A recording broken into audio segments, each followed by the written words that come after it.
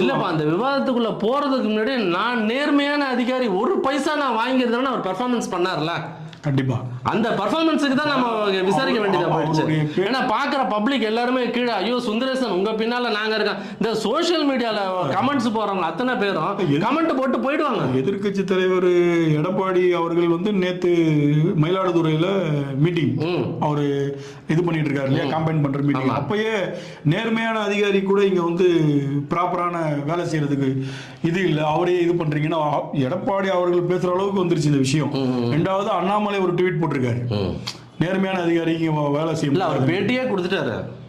அப்ப இந்த விஷயம் எந்த அளவுக்கு பாதிப்பு ஏற்படுத்தியிருக்கு, ஒரு அரசுக்கே ஒரு பெரிய தலைவலியை உண்டு பண்ணியிருக்கு இவருடைய பேட்டியோ இவருடைய இந்த விஷயங்கள்.